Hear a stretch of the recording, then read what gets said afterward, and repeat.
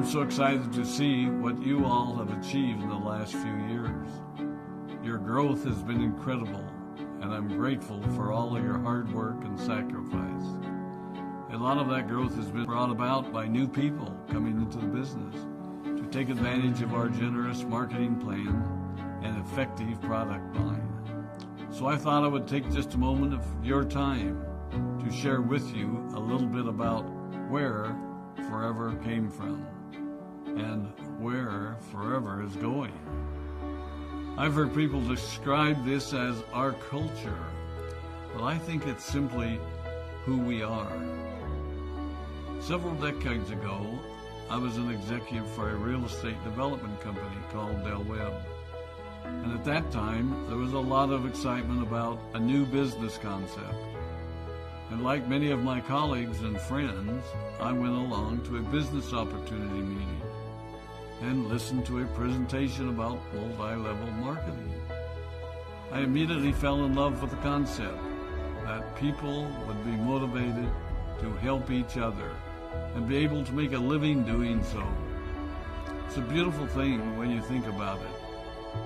Although I was enjoying my career, I didn't think that I was contributing as much as I wanted, or as much as I could, to improve the well-being of the people around me. Inspired by the concept of people helping one another, I set out to write a marketing plan that is almost identical to the one that we use today. As I developed it, I had two goals. One was to pay the highest bonuses possible and still be able to run a company effectively.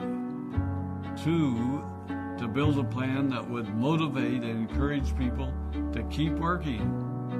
I wanted a plan to reward those that remain active and engaged. I love the concept of a royalty income. However, I believe that it's good for our souls to work hard. People who work hard are happier. Of course, if you work hard, you should play hard. And that was one of my motivational factors in starting Forever Resorts.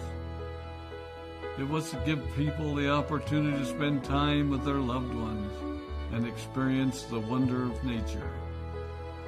Next time we're together, maybe I can tell you more about my passion for our resorts, our rare animals, and spectacular natural resources.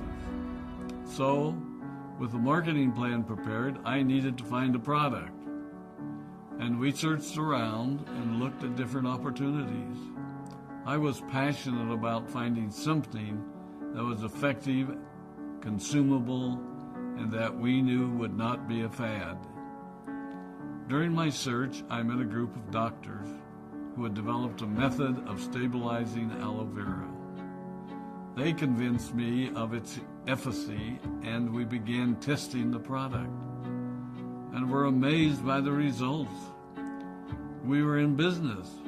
We had a fair and balanced marketing plan, a consumable, effective product, and the third ingredient, an absolute conviction that we could make a difference in the lives of the people around us. And while it might have been a bit presumptuous, we honestly believed that we could make a difference in the world.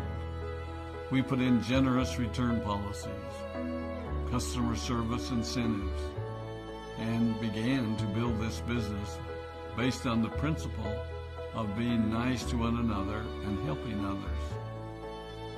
The success was incredible, and we grew rapidly until Christmas of 1982. I was sitting at home with the family, and the phone rang. They informed me that there had been a freeze at our aloe plantations in Texas, and that all of our aloe was destroyed. I immediately went to the airport and flew to South Texas to see what we could do. I hoped and prayed that when I arrived, what I saw would be better than the news I had received. But that wasn't to be the case. We had no aloe, and the business immediately began to suffer. There were some FBOs that left, but more importantly, there were those that stayed. It was a tough time for us. We put everything on the line to stay in business, and there were many sleepless nights. But we were convinced that what we were doing was right. We decided that this would never happen to us again. We flew out to the Dominican Republic and purchased as much land as we could, and began planting aloe in one of the safest weather zones in the world. In addition to the acres of plantations in the Dominican Republic, we now have plantations in Mexico and South Texas. It was a tough lesson to learn. But during the tough times, we became stronger and we grew the most. We grow roots that strengthen us and help us to overcome the challenges and obstacles that life throws at us. I have learned that solid principles and core beliefs do not have a sell-by date. It is never old-fashioned or out of style to be nice to each other, to honor your commitments, and to treat people how you would wish to be treated. I recognize that many of you might not have heard about our beginnings, as you are new in the company. I am thrilled that you're part of our forever family, but I ask you to be mindful of the foundation upon which this company has been built. Forever was built on the principles of paying the highest bonuses possible, providing the most effective and highest quality of product, and empowering people to serve one another. There are no shortcuts to success in our business. Of course, the speed at which we reach certain levels may vary, but the fundamental principles remain unchanged and will remain unchanged as we continue our journey over the next 4 decades and longer.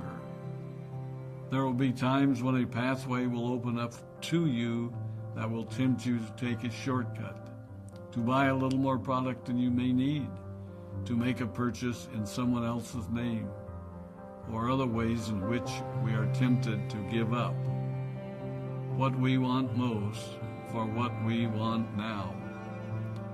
Never forget that you're a part of something special, a business that has been built upon taking the road less traveled.